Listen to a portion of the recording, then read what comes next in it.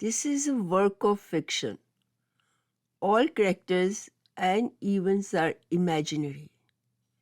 Any resemblance to real persons is a pure coincidence.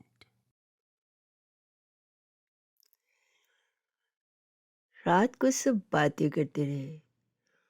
माहौल सबके आने से बहुत अच्छा हो गया था। पार्टी टाइम, सब खुश। पर मेरे दिल में थोड़ी थोड़ी हलचल मिक्स सी, थोड़ी घबराहट वाली और थोड़ी सी मीठी मीठी। देखो ये सफ़र भी कैसा होता है, और ये फीलिंग भी जो खुद को भी पता नहीं चलती क्या है।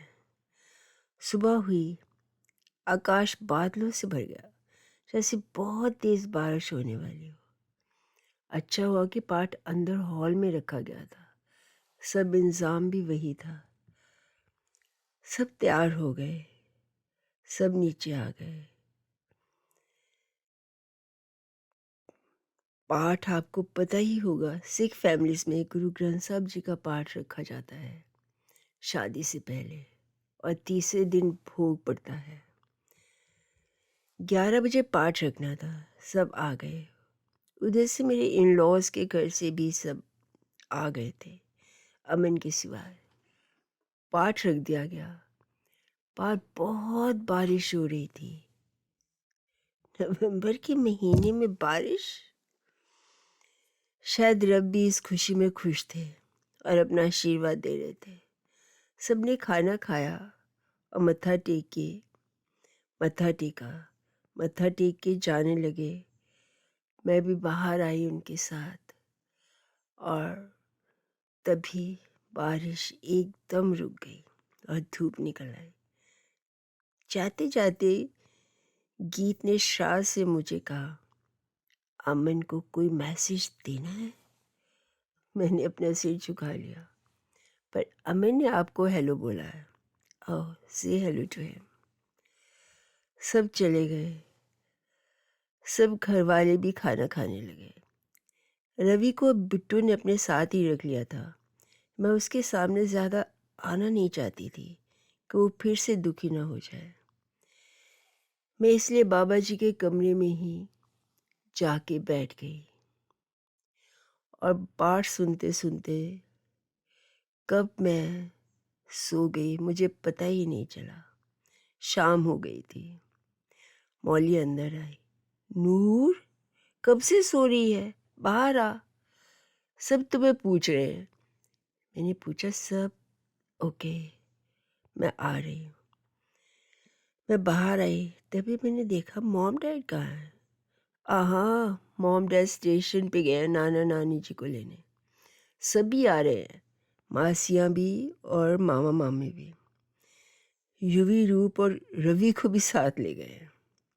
चल, तू चल के चाय पी ले, कुछ खा ले। तुमने लंच भी नहीं किया। मैं आई थी उठाने, पर तू सो रही थी।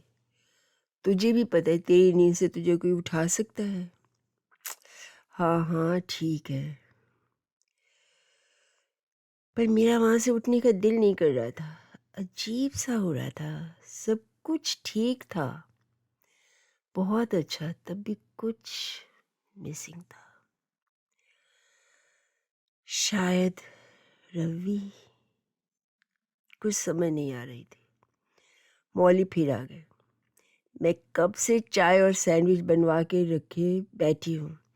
मैं उसके साथ बाहर आ गई। तो उन्होंने चाय पी, सैंडविच खाए।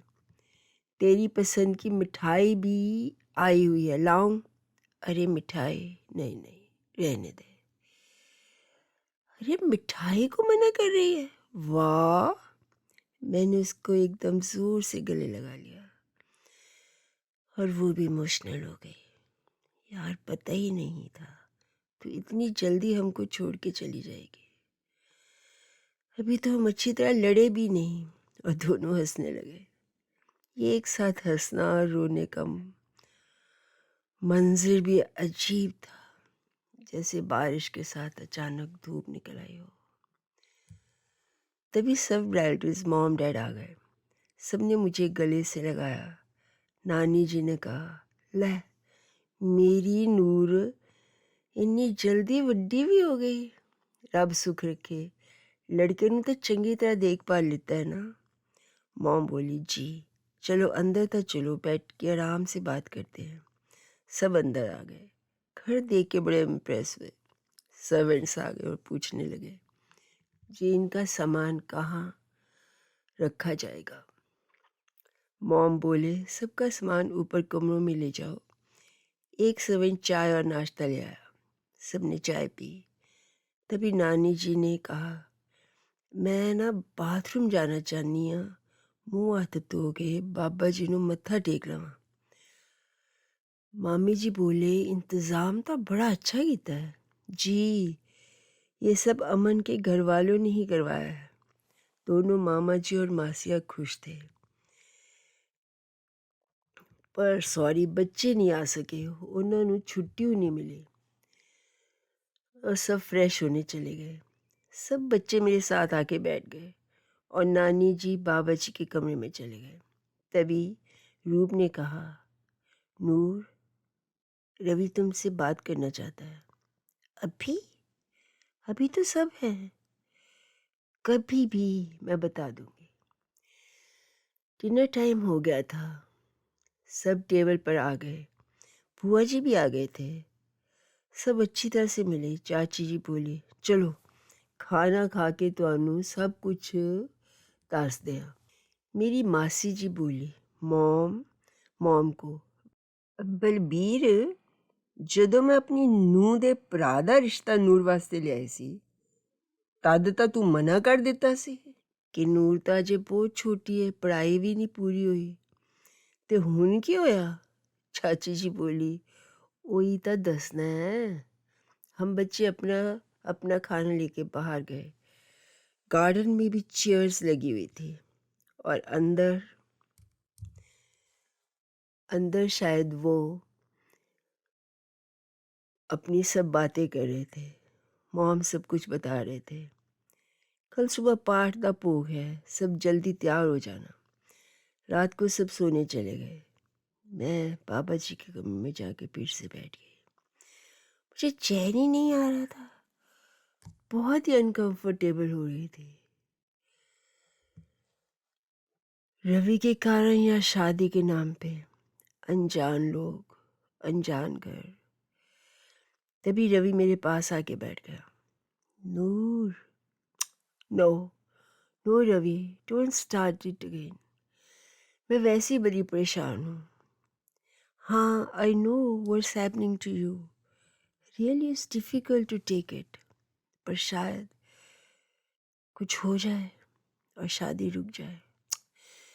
ख्याली प्ला मत बना, ऐसा कुछ नहीं होने वाला।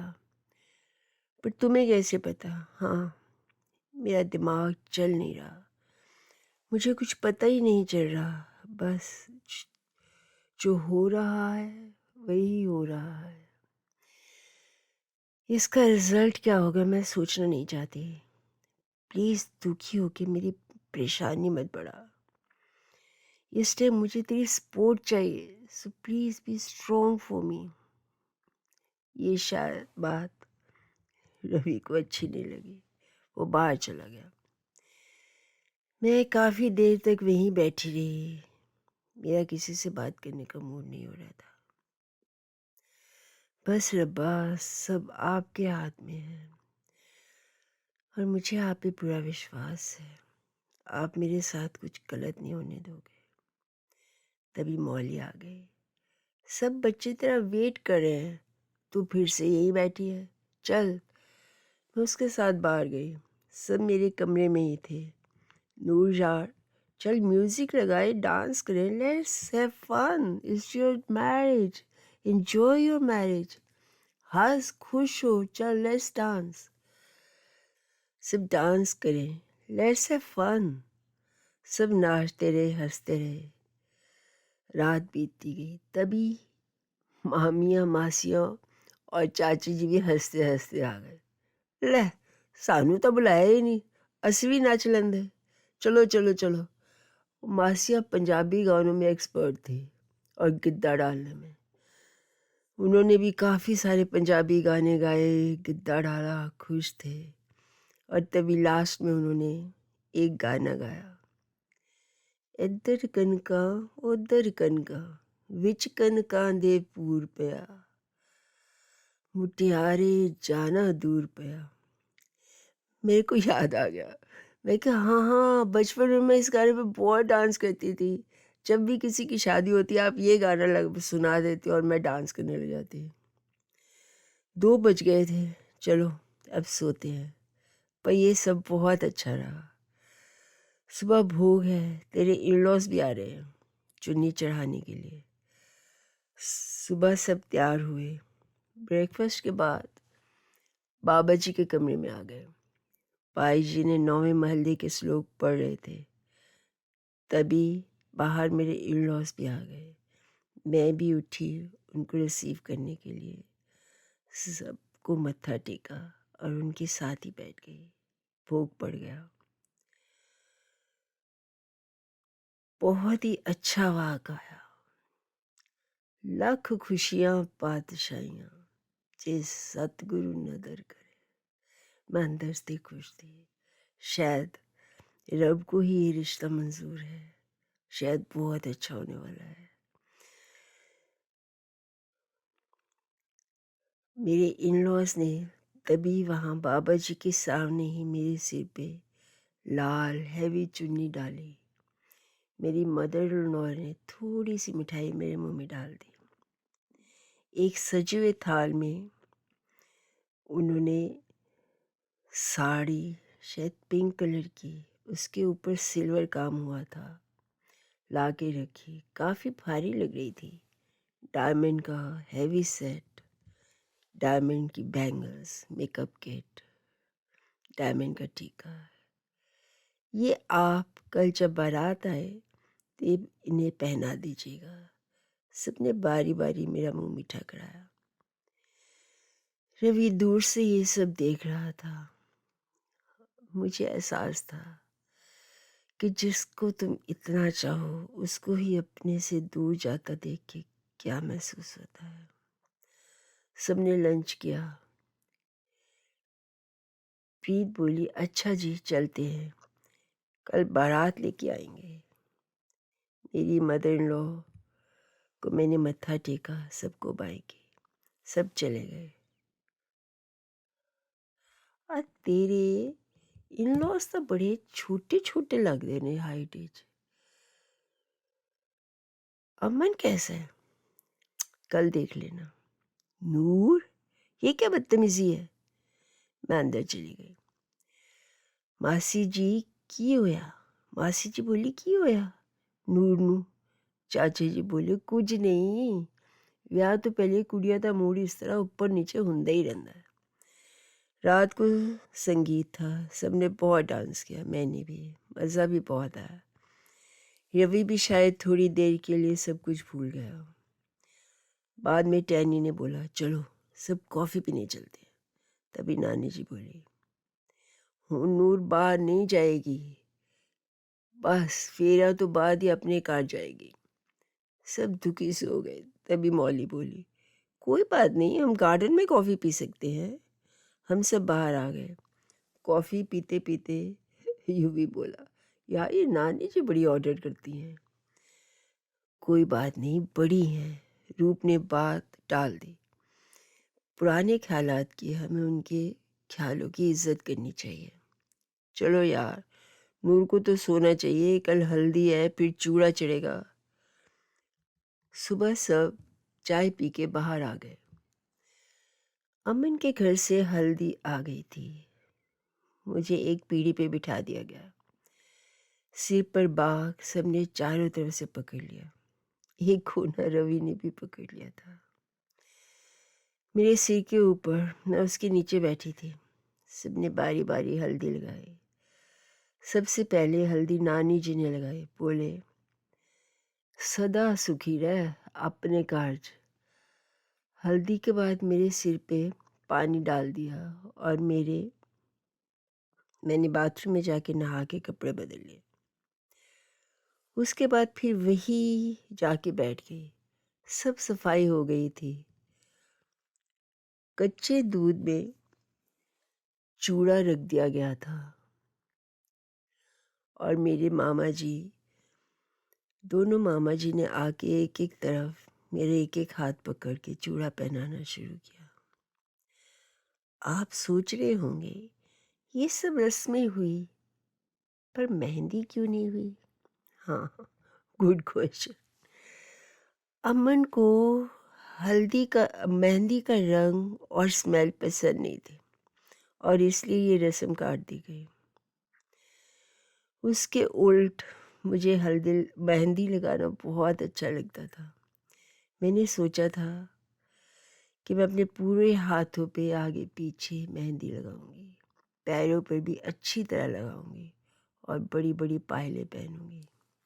हाँ, सोचा था, वो मेरा ख्वाब था, हकीकत नहीं। लंच टाइम हो गया था, सब लंच एंजॉय कर रहे थे। तभी मेरी बुआ जी ने कहा, इसे मैं पार्लर ले जाऊं तैयार होने के लिए। मेरी नानी जी ने फिर टोक दिया, नहीं नहीं करो, बाहर हुन नहीं जाएगी। चलो कोई गल नहीं, मैं अपनी ब्यूटिशियन को ही घर पे बुला लेती हूँ, बड़ा अच्छा तैयार कर देगी। सब मान गए। मौली बोली, यार ये नानी जी ने भांजी मार दी, नहीं तो वहाँ तू कितना अच्छा तैयार हो के आती। कोई बात नहीं, नानी जी को नाराज़ नहीं करना चाहिए। मेरी दादाजी तो थे नहीं और नाना जी भी चले गए थे, एक नानी ही बड़े हैं। मेरे दोनों मामा जी लंदन में पढ़ के आए थे, उनको ये सब पसंद नहीं था, पर नानी जी को कभी भी किसी बात के लिए टोकते नहीं थे। बारात 8 बजे आनी थी। बाहर की डेकोर देखते ही बनते थे, लाइट्स, फ्लावर्स, हर टेबल पर छोटी छोटी लाइट्स। स्टेज कमाल का था, you can see everything is excellent. शाम को ब्यूटिशियन बुआ जी के साथ घर आ गई। मेरे कमरे में उसने मुझे मेकअप करना शुरू करा। मैंने उससे बोला, मेरे बाल आप ऊपर बनाना, मुझे कभी भी नीचे जूड़ा करना अच्छा नहीं लगता था। मॉम का यही स्टाइल था, कभी कभी मैं उनको भी टोकती, मॉम ये स्टाइल छोड़ दो। हाँ हाँ, मनु आइयो पसंद है, ज़्यादा अंग्रेज ना बना कर। अंग्रेज इस ओके। ये भी उसने बाल बहुत ही अच्छे बनाए, आगे से ऊपर और पीछे से रिंगलेट्स बना के उन्हें टाई कर दिया। मुझे बचपन से ही साधना कट बहुत अच्छा लगता है। आपने भी पिक्चर देखी होगी, लव इन शिमला। हाँ, वही कट। पर डैड हमें बाल काटने की परमिशन नहीं देते थे क्योंकि सिख फैमिलीज में ये मना था। पर मैं सोचती, जब भी मुझे चांस मिलेगा मैं बाल ज़रूर काटूंगी। इस दिन को 20 साल बाद मुझे ये मौका मिला और मैंने ग्रैब कर लिया और अब तक मेरा साधना कट ही है और आई थिंक मरते दम तक रहेगा। उसने मुझे साड़ी पहनाई बहुत ही अच्छी तरह से, पिन लगाकर, कि मैं कई बार ड्रामा में पहनी थी, पर उसने इतनी अच्छी तरह बनाई कि मुझे लग ही नहीं रहा था कि मैं चल नहीं सकती। और वो साड़ी चलने से भी इधर उधर नहीं हो रही थी। फिर उसने ज्वेलरी पहनाई जी, जो इन लॉज ने दी थी, हाथों में चूड़े के आगे, बीच में और लास्ट में डायमंड के कड़े। मैं खुद को देखकर ही हैरान रह गई। मौली, रूप और सरब भी कह रहे थे, नूर तू तो बहुत ही अच्छी लग रही है। और रवि दरवाजे के बाहर खड़े हो गए, मुझे एकटक देख रहा था। मैंने आहिस्ता से रूप को कहा, रवि को हटा। इट्स सो विजिबल कि वो मुझे एकटक देखता जा रहा है। वो हंसने लगी, यार तू आज खूबसूरत ही इतनी लग रही है कि उसको क्या, हमारी आंखें भी तेरे से नहीं हट रही। ठीक है, ज़्यादा मत बढ़ा। बस बाहर जा बस बाहर जा रहे थे बस सब बाहर जा रहे थे। बारात आने का वक्त हो गया था। सबने कहा नूर काला टीका लगा ले, गजब की लग रही है। मुझे भी यही लग रहा था। बारात आ गई, सब देखने चले गए। कहते हैं बहुत ही लंबी बारात थी। Bhangra party, Rajasthani dance party, dandiya और कई कुछ और। अमन घोड़ी पर बैठे थे। सबने कहा ऊपर चल, तू भी देख ले। पर मैंने नाम में सिर हिला दिया, क्योंकि रवि भी नहीं गया था। सब ने बारात अटेंड की, सबकी मिलनी हुई। अमन घोड़ी से नीचे उतरा। उसके दोस्त उसके साथ थे। अर्जुन सरबाला बना, बहुत ही क्यूट लग रहा था। अमन के साथ उसने भी मैचिंग कपड़े पहने हुए थे। सब अमन को और सबको अंदर ले आए। आहिस्ता आहिस्ता शहनाई की गूंज माहौल को और भी दिलकश और खुशनुमा बना रही थी। इतनी लाइट्स, गजब की सजावट, जैसे सब तारे आज ज़मीन पे आ गए हों। किसी ने कहा दुल्हन को लेके आओ, जयमाला का टाइम हो गया। मुझे बाहर लाया गया। मेरे ऊपर एक शनील की झिलमिलाती चांदनी थी, जो मेरे भाइयों ने चारों कोनों से पकड़ी थी। और मेरे साथ मौली, सरब और रूप आहिस्ता आहिस्ता मुझे लेके आ रहे थे। मुझे भी स्टेज पर ले जाया गया। उधर से उन्होंने गाना लगा दिया, बहारू फूल बरसाओ, मेरा महबूब आया है। हम दोनों को खड़ा कर दिया। पहले मुझे जयमाला की रस्म होने वाली थी। पहले मुझे हार पहनाना था। सबने अमन को ऊपर उठा लिया, पर मैंने हार पहना दिया। फिर अमन की बारी थी। सब भाइयों ने मुझे उठा लिया और अमन के दोस्तों ने अमन को। सब कहने लगे नूर नीचे मत होना, पर मैंने अपना सिर झुका दिया और अमन ने माला पहना दी। सब ने तालियां बजाई। हम दोनों को कोच पे बिठा दिया गया। अच्छा सा म्यूजिक ऑन था। सब रस्म के बाद खाना खाने चले गए, पर कई लोग अभी भी वहीं बैठे हुए थे। मैंने सुना कोई कह रहा था दुल्हन तो बड़ी छोटी लग रही है उम्र, पर हाइट भी चमो तो लंबी लगती है। कोई और बोला जोड़ी अच्छी नहीं लगी। मैं ये सब सुन के थोड़ी परेशान सी हो रही थी। फिर सोचा लोगों का क्या है। मौली ने आहिस्ता से मेरा हाथ दबा के बोला इग्नोर दैम। अमन अपने दोस्तों के साथ बातें कर रहा था। एक दोस्त आगे बढ़ा और बोला भाभी जी से हमारी भी तो अच्छी तरह से जान पहचान कराओ। यार भाभी तो बहुत ही खूबसूरत है, जैसे संगमरमर की गुड़िया। बस बस तुम्हारी भाभी है। सब हंसने लगे। तभी मैंने सुना लड़की को इतनी अमीरी देख के ही यहाँ शादी की होगी इसके माँ बाप ने, नहीं तो जोड़ी तो बिल्कुल ही नहीं जची। मौली ने फिर मेरा हाथ दबा दिया। It's okay. तभी अमन के कजन्स और नीसेस भी आ गए। सब मजाक कर रहे थे। एक ने बोला अरे इनको भी तो खाना खिलाओ। तभी मंजू मेरी गोद में आके बैठ गई। नूर मैं आपके हाथ से खाना खाऊंगी। तभी अर्जुन भी आ गया। नूर तुझे पता है ना हमारी आधी शादी आज हो गई है और कल पूरी, और आप अब मेरे कमरे में रहोगे। सब हंसने लगे। ये तुम्हारी चाची है। नहीं नहीं, ये हमारी दोस्त है, हम तो नूर ही कहेंगे। तभी उनकी बड़ी बहन नीरा भी आ गई और बोली अरे नहीं, हम तो इनको नूर अंकल बोलेंगे। क्यों? क्योंकि ये अमन चाचू से लंबी है। सब बहुत ही हंसे, पर मुझे ये हंसी अच्छी नहीं लगी।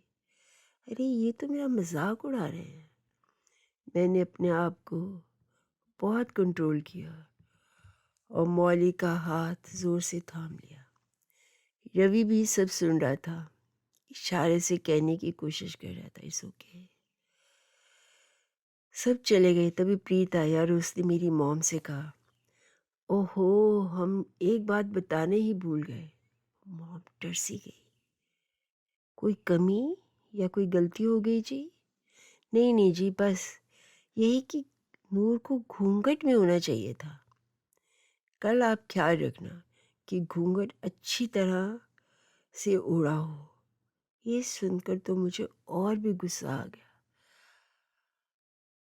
अभी ये सब कह रहे हैं तो बाद में क्या होगा? मैं फंस ही गई हूँ शायद। और मैंने अंदर जाके कहा, सब अपने अपने कमरे में थे और कई कुछ लोग बाहर बैठे थे। मॉम, आपने सुना सब क्या कह रहे थे? मैं नहीं करी शादी। अभी ये बातें हो रही हैं तो आगे चल के क्या होगा? मैं नहीं सहार सकूंगी। अब मैं फंस जाऊंगी। डैड और मॉम थे, मौली दरवाजे पर थी, चाची जी भी अंदर थे। तभी मॉम ने बोला, कोई मजाक नहीं हो रहा, शादी हो रही है। हाँ मॉम, मैं भी तो यही कह रही हूँ। कोई कुछ भी बोल रहा है। इनमें से किसी ने भी नहीं रोका। बाद में क्या होगा? मॉम ने जोर से बोला, बात को मत बढ़ा। ऐसा ही होता है शादियों में। और पता है क्या? वो मुझे बोल रही थी कि मुझे वो नूर अंकल बुलाएगी क्योंकि मैं अमन से लंबी हूँ। ये सब शादियों में होता ही रहता है, कोई बात नहीं। पर क्यों मॉम? किसी ने उन्हें रोका भी नहीं। और एक ने तो कहा कि शादी पैसा देकर की जा रही है। चुप हो जा नूर। मौली ने दरवाज़ा बंद कर दिया, बाहर आवाज़ ना जाए। होर आवाज़ ना निकले। साड़ी इज्जत दा भी सोच और अपनी लाइफ। हाँ, लाइफ का ही तो सोच रही हूँ। सारी जिंदगी का सवाल है mom.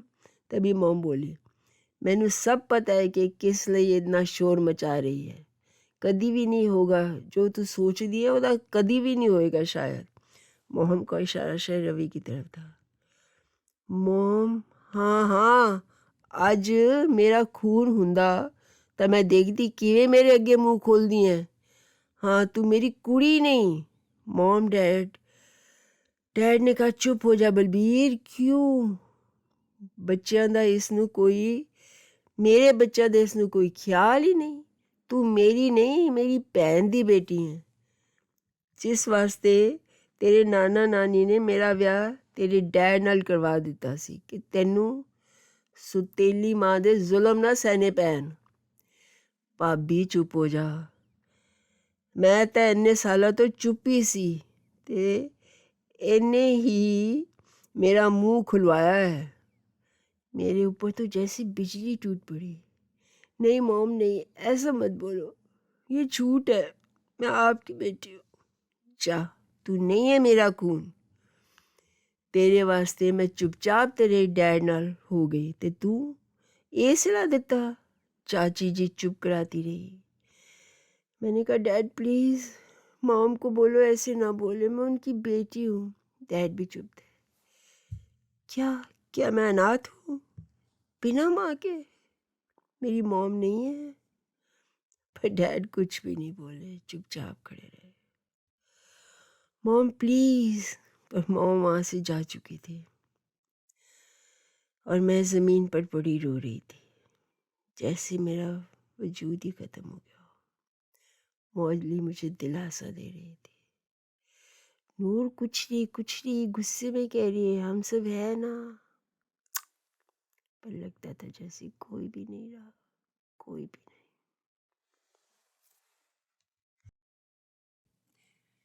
This is a work of fiction. All characters and events are imaginary. Any resemblance to real persons is a pure coincidence.